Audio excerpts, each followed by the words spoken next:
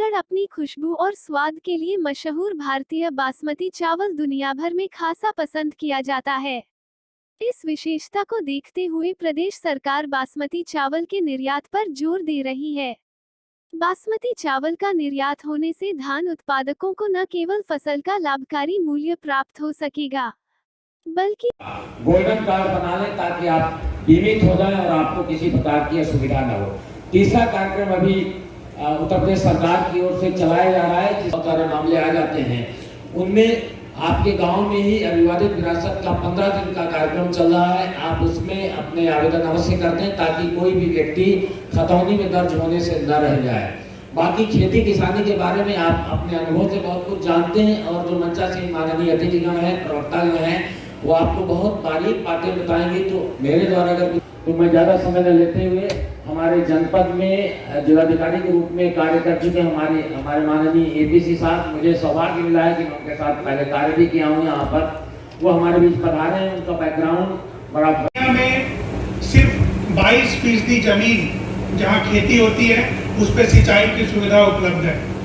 UP आपका ऐसा प्रदेश है जहाँ 80% से ज्यादा जमीन पे सिंचाई की सुविधा उपलब्ध है। इस इलाके में तो 90-100% तक सिंचाई की सुविधा उपलब्ध होगी। आपको मैं बताना चाहूंगा कि लगभग 59 लाख हेक्टेयर पे धान की खेती यूपी में होती है। ये बहुत बड़ा एरिया है। आपने सुना होगा कि 27 से 30 जिले बासमती के लिए यूपी में जीआई मिला हुआ है उनको। पाकिस्तान में बता रहे थे कि सिर्फ 14 जिले में है। हिंदुस्तान में 90 जिलों में 30 जिले यूपी के हैं।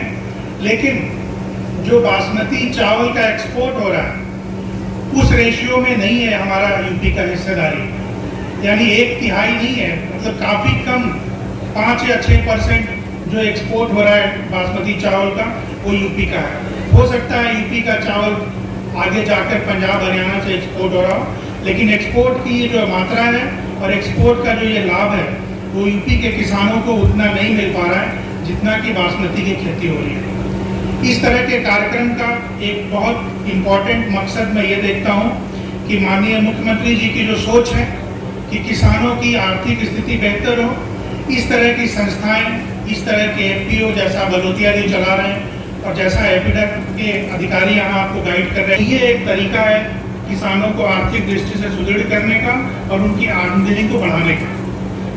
एक बहुत बड़ा मिल रहा है। लागत को कम करने की जरूरत है और लागत जो सबसे ज्यादा आपकी खेती में आता है वो फर्टिलाइजर से आता है। बहुत सा फर्टिलाइजर, बहुत सा खाद आप ऐसा डालते हैं जो बगल के खेत वालों के देखा देखी होता है, वो आपके पौधे। ये आज फॉर्चून राइस की ओर से ये कार्यक्रम आयोजित है जहां वो लगभग 1500 से 2000 किसानों के साथ मिलकर खेती कर रहे हैं और इसमें डायरेक्टर IRI AK सिंह साहब जो राइस के और बासमती राइस के खास करके वो जननी के रूप में अभी देश के लिए वो भी आए हुए थे यहाँ किसानों को बताने के लिए। यूपी में बहुत बड़ा एरिया बासमती के अंदर है, लेकिन अभी हम उस हिसाब से एक्सपोर्ट नहीं कर पा रहे हैं। एक बात क्वालिटी की है, दूसरा रेजिड्यू लेवल की है जो पेस्टिसाइड की होती है, और तीसरा उस तरह के प्रोसेसिंग इंडस्ट्री जैसा फॉर्चून वगैरह काम कर रहे हैं उस तरह का कम होना भी है।